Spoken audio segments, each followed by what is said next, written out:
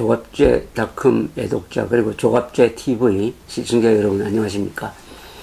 이란이란 나라는 한국 사람들한테는 이 가깝고도 먼 나라입니다. 가깝다는 것은 뭐냐면 서울에서 가장 번화가가 테헤란로입니다. 이름이 테헤란로.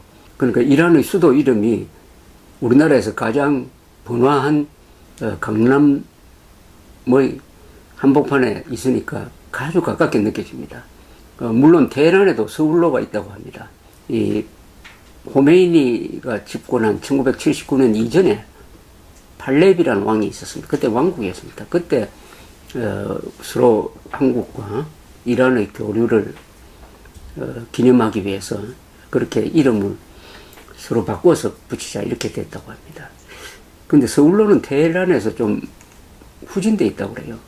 저는 테헤란로가 너무 길다고 생각하는데 그 중간에서 끊어가지고 반은 테헤란로로 하고 나머지 반은 이승만로나 트루만로로 하는 게 어떻겠느냐 하는 그런 생각을 가지고 있습니다. 오늘 이란 이야기를 하는 것은 테헤란이라는 이름을 통해서 가깝게 느껴지는 이란이지만 또 굉장히 멀리 느껴지기도 합니다. 첫째, 이란이 북한과 가깝습니다. 북한으로부터 미사일 기술을 개발해가지고 이란이 미사일 전력을 발전시키고 또 북한의 핵 개발을 이란이 지원하고 거기서 얻은 기술을 이란이 다시 가져가는 것이 아니냐 하는 이 의심이 듭니다. 동시에 이란과 북한은 일종의 혈맹 관계입니다. 1980년대에 한 9년 동안 이란-이라크 전쟁이라는 게 있었습니다. 상방간에 한 100만 이상이 죽은 참혹한 전쟁이었습니다. 이때 이란은 거의 고립되어 있었습니다. 이란의 무기는 미제 무기가 많았는데 미국 대사관을 점거를 하고 인질 사태를 만들고 하다 보니까 이란 미국이 외교 관계가 단절되고 완전히 적대 관계로 되니까 이란의 무기가 고철이 되어 버렸습니다. 이때 이란의 무기를 판 나라가 반쪽이 북한이었습니다. 한 30억 달러어치를 팔았다고 합니다. 80년대에. 그러니까 무기만 판 게 아니라 군인들을 보내가 북한 군인들을 보내서 세계로부터 고립된 이란 군인들을 훈련시켜 주기도 했습니다. 이렇게 됨으로써 이란, 북한은 혈맹 관계가 됐습니다. 물론 경제적으로는 지금 이란이 한국과 훨씬 더 밀접하죠. 그러나 안보 문제에 관련하는 이란, 북한은 상당한 깊은 관계가 있으니까 우리로서는 좀 기분이 나쁘죠. 그 다음에 이란을 어떤 시각으로 보느냐 하면은 자연히 우리가 접하는 주로 미국 언론, 서양 언론을 통해서 봅니다. 또는 기독교적 시각으로 이란을 봅니다. 이렇게 보면은 1979년에 호메이니가 이슬람 혁명을 일으켜서 종교국가를 만들었습니다. 지금 이란은 신정국가라고 볼 수 있습니다. 이슬람 공화국입니다. 이슬람 공화국. 공화국은 공화국인데 이슬람 국교를 이슬람으로 한 공화국이에요. 그러니까 호메이니라는 종교 지도자가 권력을 장악하고 권력을 통제했고 그 뒤를 이어받은 하메이니라는 사람이 또 동시에 그런 일을 하고 있습니다. 아야톨라라고 그러죠. 종교 지도자. 그러니까 종교와 정치를 지배합니다. 이게 이슬람의 전통적인 지배 방식인데 이슬람권에서는 케말 파샤가 터키 공화국을 만들면서 종교와 정치를 분리시켰습니다. 이게 이슬람권의 최초의 근대화 계획입니다. 그런데 호메이니에 의해서 거꾸로 돌아가서 지금 이란은 종교 지도자들이 절대 권력을 가진 종교가 정치를 지배하는 정치, 군대, 외교를 다 지배하는 그런 종교국가로 돌아가니까 한국인으로서는 뭔가 좀 멀리 느껴지는 나라고 때로는 부정적으로 느껴지는데 요새 이란에 여행을 하고 돌아오는 사람들이 오면 한결같이 이란에 대한 칭찬을 많이 합니다. 아니 가보니까 젊은 사람들이 그렇게 친미적일 수가 없더라. 친절하더라. 문화유산이 그렇게 많은 줄 몰랐다. 시스템이 잘 돼 있더라. 안전하더라. 이렇게 놀라는 것을 자주 봅니다. 이건 또 이란의 새로운 면이죠. 아니 이게 바로 이란의 진짜 얼굴이라고 볼 수가 있습니다. 우리가 인도에 가면 항상 가는 데가 뉴델리 바로 옆에 있는 타지마할을 구경합니다. 17세기에 지은 무덤이죠. 무갈 제국의 황제가 일찍 죽은 부인을 추모하기 위해서 만든 세계에서 가장 화려한 무덤입니다. 세계에서 가장 사진빨이 좋은 무덤이죠.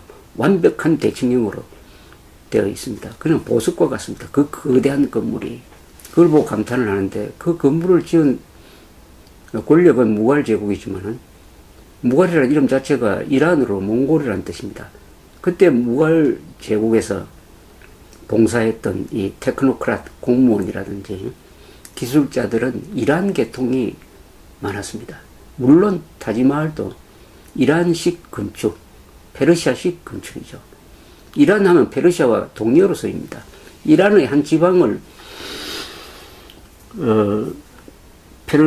퍼스라고 부르는데, 그게 이제 이란을 지칭하는 말로 내가 이란, 페르시아 뭐 같은 개념인데, 이란이라는 말의 뜻은 아리안족의 나라라는 뜻입니다. 아리안족.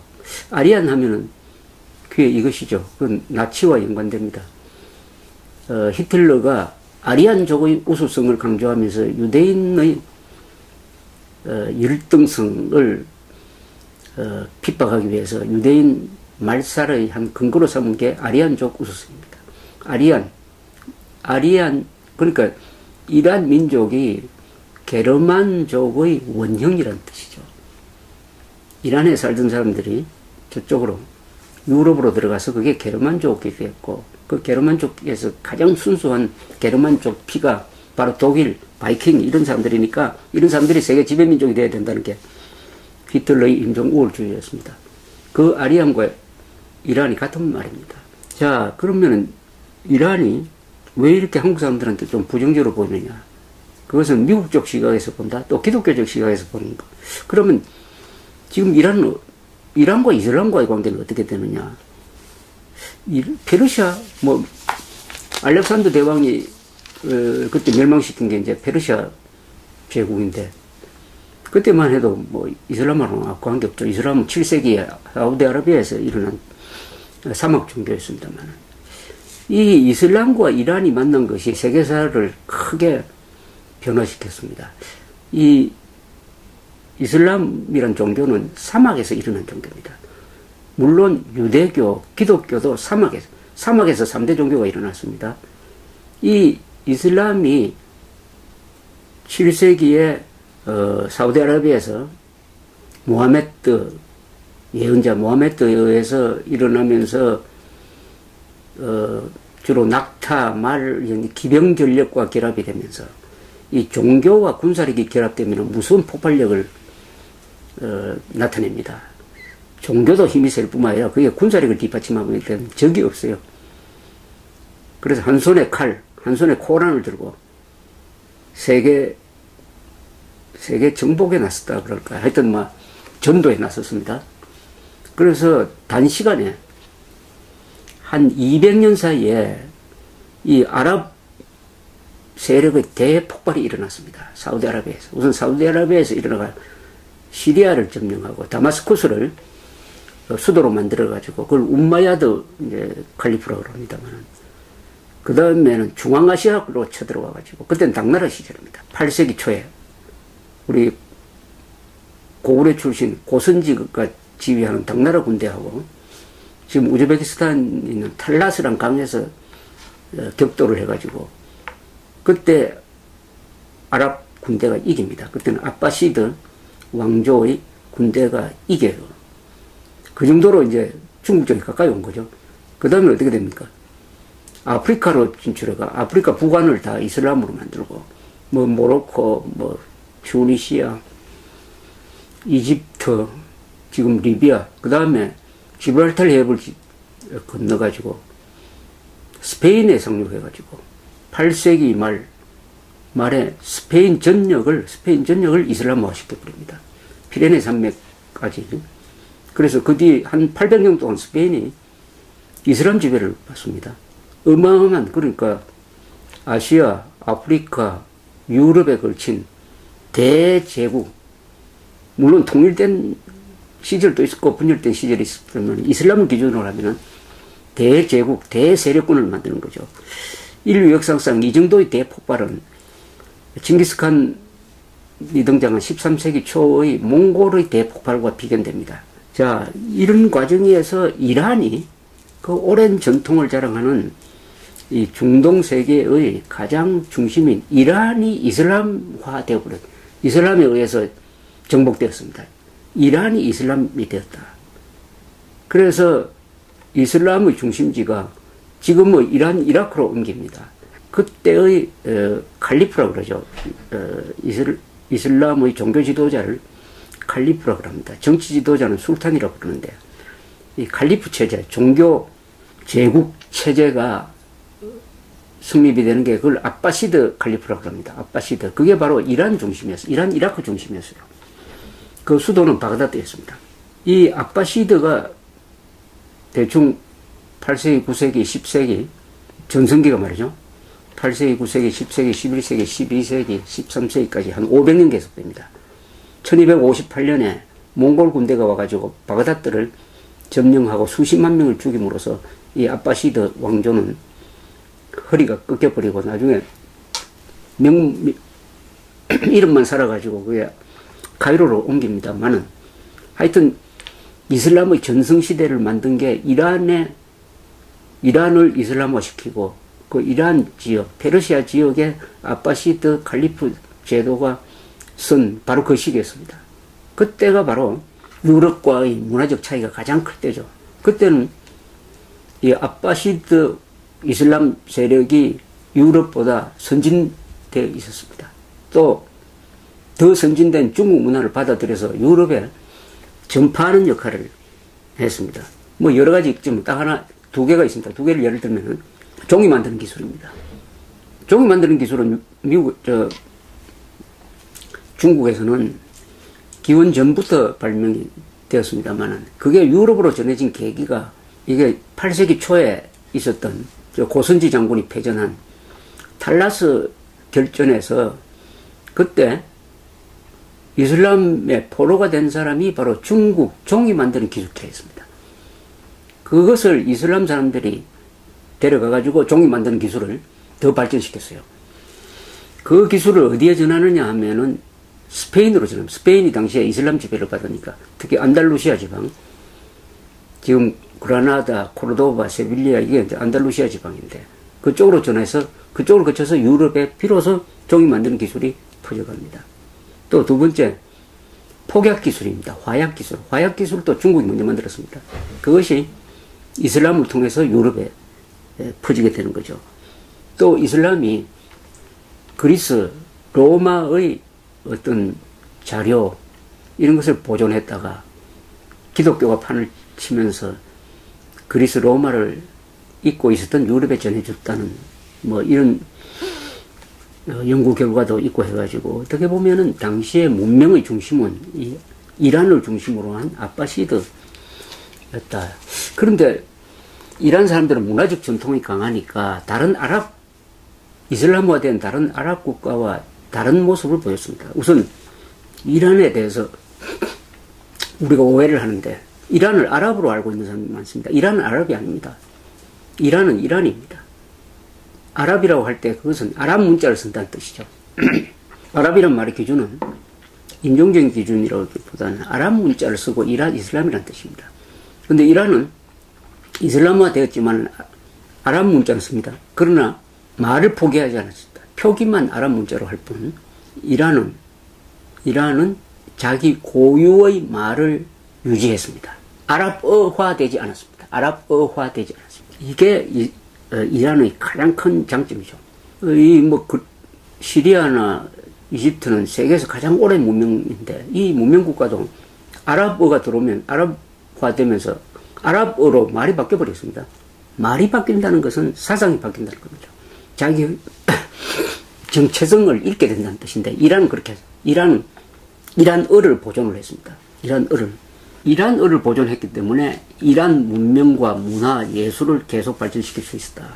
이렇게 정체성을 유지할 수 있었다. 어떻게 보면은 이슬람이 이란화했는데 어떻게 보면 이란이 이슬람을 이란화한 느낌이 듭니다. 이슬람이 이란을 증명함으로써 이란의 찬란한 역사, 전통, 예술 건축기술, 과학과 만남으로써 이슬람이란 종교가, 사막 종교가, 그 메마른 사막 종교가 풍성하게 됐습니다. 드디어 세계 종교가 됐습니다. 종교는 교리로서만 전파할 수 없는 것입니다. 그것을 뒷받침하는 문화예술이 있어야 됩니다. 우리가 유럽에 가보면 가톨릭에 대해서 감탄하는 게 그 화려한 성당, 조각, 예술품이다.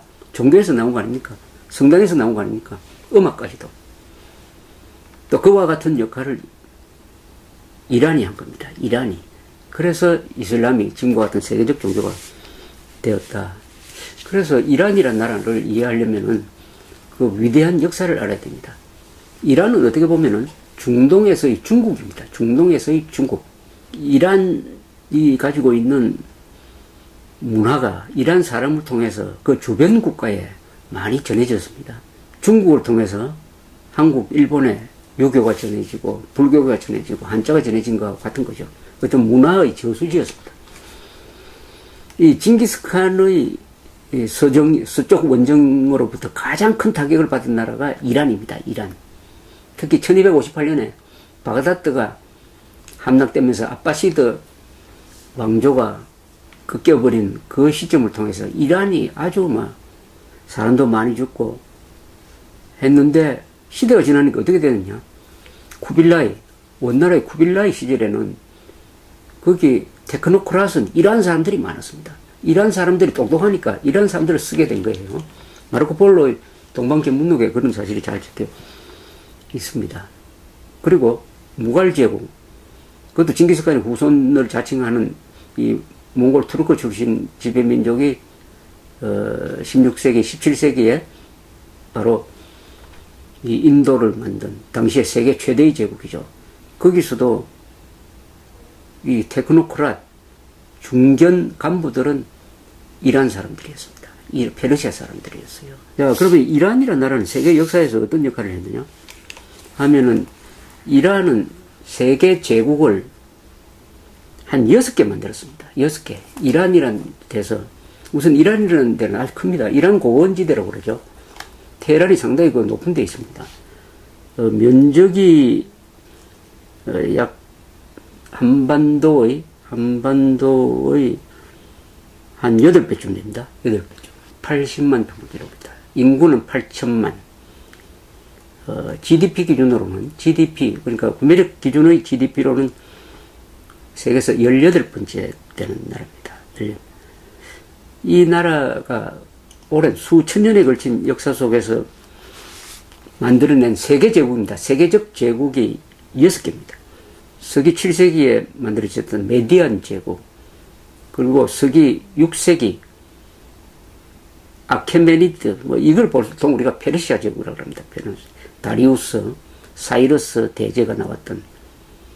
그 다음에 그 제국이 서기전 4세기 알렉산더 대왕한테 망한 다음에 그 100년 뒤에 곧 그 자리에서 만들어진 게 파르티아 제국. 이 파르티아는 로마와 자주 싸웠습니다.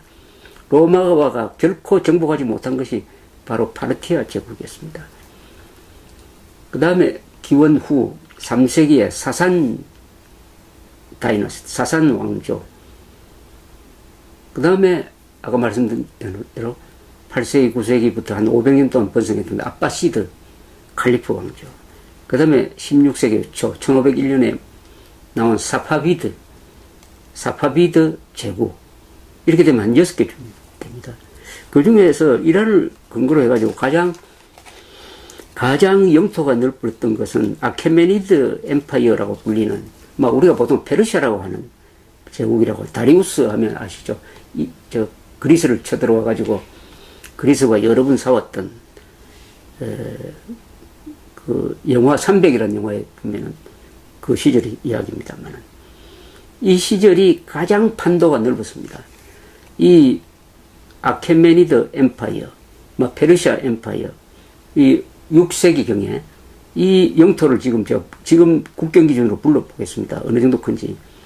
현재 이란, 아제르바이잔, 아르메니아, 그루지아, 터키, 흑해 연안, 그리스 일부, 불가리아 일부, 시리아, 요르단, 이스라엘, 이집트 일부, 리비아, 사우디, 파키스탄, 아프가니스탄, 이게 전부 이 제국 안에 들어갔습니다. 그때 서기 전 480년입니다. 이 제국의 인구가 5천만이었다고 그래요. 세계 인구의 40%였답니다. 40%. 이 페르시아 제국이 그리스로 계속 쳐들어가서 그리스 도시국가하고 싸우죠. 그런데 그리스 도시국가가 지지 않았습니다. 그래서 또 아테네나 스파르타 이런 쪽에 단결해 가지고 싸웠고, 거기서 스파르타의 용사 300명이 다수의 페르시아 군대하고 용감하게 싸우다가 전멸했다 하는 게 바로 영화 300이라는 영화의 소재가 된 유명한 전투인데, 그 300이라는 영화를 나왔을 때 이란 사람들이 화를 냈습니다. 우리를 이렇게 모독할 수 있느냐. 저도 그 영화를 한번 봤더니 참 미국의 이 할리우드에 있는 몰상식한 영화인들이 흥미본위로 만들면서 스파르타를 사람들을 초인으로 만들고 페르시아 군인들을 멍텅구리 또는 괴물로 만드는 것이 아주 인종적 편견이, 문화적 편견이 들어있었다고, 아주 기분이 나쁜 영화입니다. 그게. 그런 영화였습니다. 이란을 제대로 알면은 그런 영화를 만들 수 없을 것이라고 생각합니다. 자, 이런 세계 제국을 이란이 만들고, 특히 이슬람을 세계적 종교로 끌어올렸고 한 이런 이란이니까, 이란을 우리가 함부로 말할 수 없다, 이런 이야기입니다. 어떤 나라가 크면은 그게 좋은 나라다, 나쁜 나라다, 이런 말을 함부로 할 수 없는 나라가 있습니다. 그건 너무나 크기 때문입니다. 그런 나라가 뭐 이집트 같은 나라죠. 이집트, 터키, 이란, 뭐 러시아, 중국은 더 말할 것도 없고, 이것은 워낙 거대한 문명이니까. 특히 이란은 지금 중동에서 차지하는 위치는, 중동에는 보통 큰 나라를, 이스라엘을 빼면은, 군사강국은 뭐 이스라엘 핵을 가지고 있으니까 보통 세 나라입니다. 첫째 이집트입니다. 최고의 문명을 자랑하죠. 그리고 최고의 문명을 자랑하다 보니까 그 교육기관이 발달해 가지고 카이로 대학 출신들이 이란, 중동의 여러 군데에서 중요한 역할을 합니다. 이집트 인구가 한 8천만. 그 다음에 오스만 터키죠. 터키의 지금 터키 공화국, 터키. 그 다음에 이란입니다. 이 3대 강국입니다. 그 인구가 또 비슷해요. 국토 크기도 비슷하고 한 7천만, 8천만 이렇게 됩니다. 이 세 나라가 중심이죠.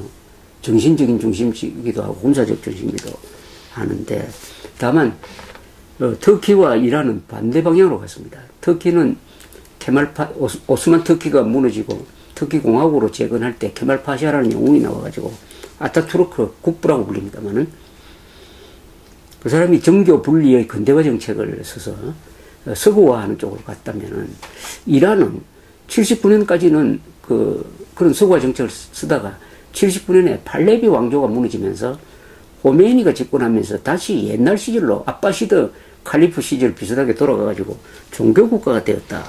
이런 점에서 가는 방향이 이제 다른데, 요새 이란이 문제가 되는 것은 핵개발과 관련되었죠. 핵개발, 우라늄 농축 방식의 핵개발을 하고 있는데, 지금 미국, 유럽이 그것을 막으려고 하다가 지금 협상이 이루어져가지고 서로 지금 일부 협상이 이루어졌습니다. 그래서 그 협상을 통해서 우라늄 농축 활동을 상당히 좀 동결한다, 이렇게 이제 합의가 이루어져. 또 아직도 미국과 이란 사이에는 그 적대 관계가 완전히 끝나지는 않았습니다. 지금 그 합의를 이루는 데는 지금 이란 대통령 로하니라는 사람이 큰 역할을 했습니다. 로하니라는 사람은 소위 개혁파 대통령입니다. 어제 이 로하니라는 사람이 제2기에 취임을 했습니다. 제2기 8년을 더 하기로 했습니다. 인상이 아주 부득하게 생긴 사람인데, 이 사람도 호메이니의 혁명 때 젊은 나이에 말하자면 혁명투사 출신입니다.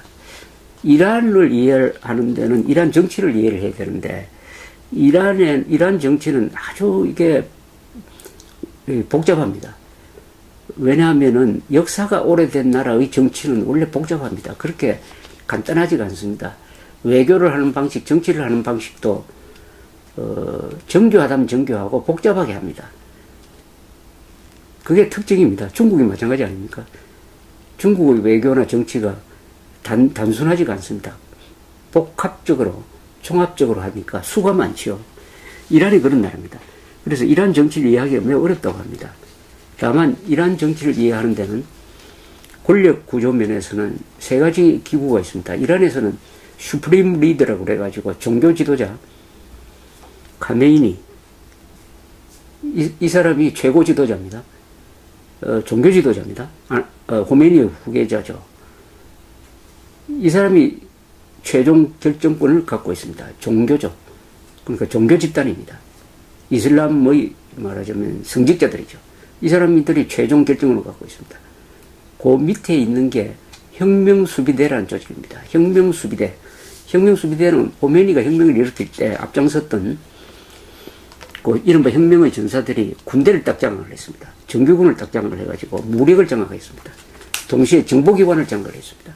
지금 이란의 혁명수비대는 물리적으로 통제를 하고 있습니다. 혁명수비대는 정부 안에 있는 또 다른 정부예요. 정보기관이 한 3개나 됩니다. 그리고 수사도 합니다.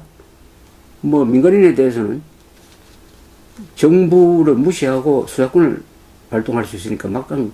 그 다음에 정부가 있습니다. 정부 기능. 이 로하니라는 사람은 정부를 대표하는 대통령입니다. 이란 전체를 대표하는 사람은 그분이 아니에요. 하메이니라는 이 다른 사람이 종교 지도자가 하고 있습니다. 그러니까 이 세 기구가 있습니다. 종교 지도자 그룹이 최종 권한을 행사하고 물리적 통제는 혁명수비대가 하고 그 다음에 행정적인 것은 또 외교적인 것은 이 정부가 하니까 삼두체제로 되어 있는데 이 삼두체제 간에 상당한 견제와 균형이 작동한다 이렇게 보는 사람들이 많아요. 물론 절대 권력은 종교 지도자가 갖고 있지만 혁명수비대가 사람을 잡아넣을 수 있는 권한을 갖고 있지만 정부 권한 또한 무시할 수 없다. 이 정부에 일하는 사람들은 로하니니 등 이 사람들은 나라를 운영을 해야 되니까 깨어있는 사람들이고 대부분이 상당히 개혁 마인드가 있다. 이렇게 봅니다. 또 이 이란 사람들 사이에서도 특히 젊은 층이 상당히 친미적입니다. 친미적이므로 이란이 앞으로 장기적으로 어떻게 갈 거냐, 과연 이 종교적 독재를 계속 유지해 갈 수 있느냐 없느냐에 대해서 이 쟁점이 많아요. 물론 팔레비가 무너진 것은 팔레비는 근대화 개혁을 하면서 상당히 이란을 경제적으로 발전시켰지만은 그 과정에서 이슬람의 전통적 가치를 무시를 하고 무엇보다도 부패해 놓으니까 호메니의 원리주의적, 이슬람적 원리주의적 선동에 무너져 내렸던 것입니다. 이 이란이 그렇다고 해가지고 뭐 북한식 전체주의로 간 것도 아니고 이란은 워낙 제가 그도 말씀드리지만 오래된 역사적 전통을 가지고 있고 특히 문화적, 사상적, 예술적 전통이 강함으로 이런 나라를 전체주의 국가로 만들기는 참 어렵습니다. 또 지금 말씀드렸던 대로 그 안에도 개혁 세력이 있고 또 몇 년 전에는 그 젊은 부정선거에 항의해가지고 학생들 중심으로 막 데모를 하고 한 적도 있습니다. 근데 그 데모 진압 방식도 시리아와는 다르죠. 시리아는 막 총질을 해대가지고 결국 내전으로 갔는데 그렇게 무지막지하게 하지 않았습니다. 진압 방식이. 그게 바로 이란이라는 나라가 가지고 정치적 어떤 고단수가 아닌가 그렇게 생각이 듭니다. 이란은 여기서 중요한 게 16세기에 사파비드 왕조가 들어서면서 국교를 시아파로 정해버렸습니다. 시아파. 시아파와 이 순니파는 같은 이슬람이지만 어떤 면에서는 천지 원수지간이기도 합니다. 그 생긴 뿌리부터가 그 뭐 암살이나 뭐 이런 걸 통해서 파가 나눠졌기 때문에 시아파는 소수입니다. 전체 이슬람 16억 이슬람인 중에서 시아파는 한 15% 정도 될까요? 그 가장 시아파가 많은 데가 이란입니다. 이란. 그 다음이 이라크죠. 지금 이라크는 미국에 애서 들어가가지고 사담 후세인 몰아냈는데 지금 이라크는 사실상 이란의 식민지로 변해가고 있습니다. 인구도 적고 이란 옆에 붙어가지고 그래서 이란, 이라크가 시아파의 본산입니다. 그리고 시아파가 소수면서도 정권을 잡은 데가 있습니다. 그게 시리아입니다. 시리아에 있는 시아파는 알라위파라고 불리는데 15%밖에 안 되는데 군대 정보기관을 통해서 시리아 인구 한 2천만 되는 시리아를 딱 장악하고 있습니다. 순니파가 80%입니다.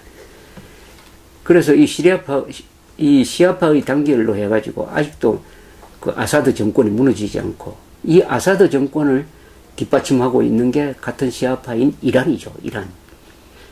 그리고 순니파의 본사는 어떻게 보면은 현재로는 사우디아라비아라고 볼 수 있는데 사우디아라비아는 반군을 또 지원하고 해가지고 시리아 내전은 이란과 사우디의 대리전 비슷하게 시아파와 순니파 사이의 종교전 비슷하게 그런 양상으로 지금 전개되고 있습니다. 이란은 헤즈볼라라든지 몇 개 테러 단체 그리고 시리아의 아사드 정권을 지원을 하고 있습니다. 한때 이란이 핵개발이 진행될 때 미국이 군사적 공격으로 이란의 핵을 제거할 수 있느냐 하는 것을 검토한 적이 있는데 결론은 불가능하다는 결론이었습니다. 왜냐하면 이란을 군사적으로 공격하면 이란이 미국에 대해서 쓸 보복수단이 많다는 겁니다. 보복수단이. 거기는 테러 조직도 있고 지하들을 명분으로 내건 사람들을 동원할 수 있는 능력이 있는 거예요. 동원할 수 있는 능력이 있는 나라입니다. 이 수단이 많은 나라입니다. 그리고 워낙 국토가 크다 보니까 경제 제재가 먹히지 않고 더구나 기름이 나오고 기름 매장량이 이란은 세계에서 2번째 아니면 3번째입니다. 이런 나라고 하니까 이란은 함부로 다룰 수 없다. 미국의 제재가 전혀 먹히지 않는 나라가 세계에서 2나라라고 합니다. 하나는 프랑스고 하나는 무기 체제가 완전히 다르니까 이란이라는 그런 말도 있습니다. 이란 이야기를 말씀드린 것은 이란을 제대로 이해하지 못하면은 중동을 이해하지 못하고 그리고 세계 정세를 제대로 이해하지 못하게 된다. 이란, 페르시아, 이란은 한마디로 위대한 나라고 세계사에 남을 만한 문화도 남기고 그리고 이슬람이란 이 사막 종교를 세계적 종교로 풍성하게 키운 업그레이드한 것이 나라이고 더구나 페르시아로부터 페르시아 그 앞에 메디안, 페르시아, 파르티아, 아빠시드 이쪽으로 사산, 사파비드 이런 식으로 세계 역사 속에 남는 6개의 대제국을 만든 그 이란 수도의 이름이 한국 수도 한복판에 테헤란이라는 거리 이름으로 존재하고 있다. 그래서 그런 점에서 가깝다. 그러나 이란을 잘 모른다는 점에서 멀리 있는 나라다. 조금 더 이란을 가깝게 느껴보자는 차원에서 말씀드렸습니다. 감사합니다.